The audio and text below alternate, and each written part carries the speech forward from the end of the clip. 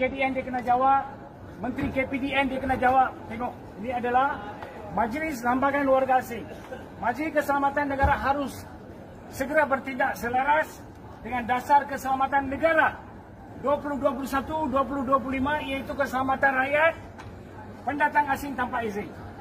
KDN disaran ambil tindakan tegas, drastik ke atas lambakan warga asing. Tengok kita banyak.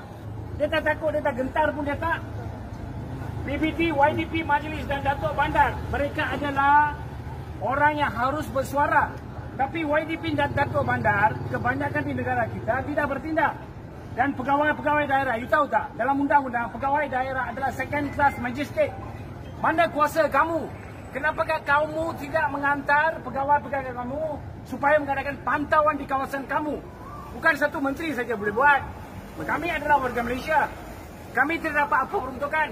Tapi kami ambil inisiatif untuk turun untuk generasi akan datang. Kalau lambakan mereka berleluasa di negara ini, 10 tahun akan datang, hancurlah kita. Warga Malaysia tidak dapat pekerjaan. Tengok tak? Betul. Bahaya sekali. Tengok ni semua. Komited penuh menyekat kehadiran warga asing di sesuatu kawasan dengan mengadakan pemantauan terhadap kegiatan mereka ceburi dalam perniagaan yang diasaskan hanya untuk rakyat Malaysia. Tengok kalau kedai runcit, warga Malaysia juga boleh adakan. Tapi mereka pakai Alibaba. Macam Pakistan dah. Dia umur 30. Dia ambil satu janda yang lapor punya 60 tahun. Dia ambil janda tu, dia nikah. Dinikahkan, kita tak kata apa-apa, kita tak marah, nikah lah. Tapi dia mempergunakan rakyat Malaysia untuk perniagaan cari makan dia. Lepas dia buat bisnes semua, dia canggih, dia lepaskan janda itu. Janda itu, dia macam mana dia cari makan. Kita kena fikir, kita bukan salahkan janda. Dia pun manusia, dia pun mempunyai nafsu. Tapi diperalatkan, dipergunakan oleh warga asing. Kita kena tengok. Kalau hari ini kita biar macam ni, warga asing, tengok sebelah belakang tengok. Berapa ramai dia orang ada.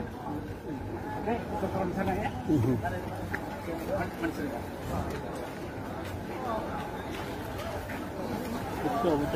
Betul.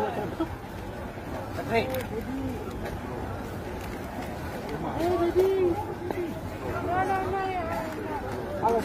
Palestine. Support Palestine. Kawan, apa khabar?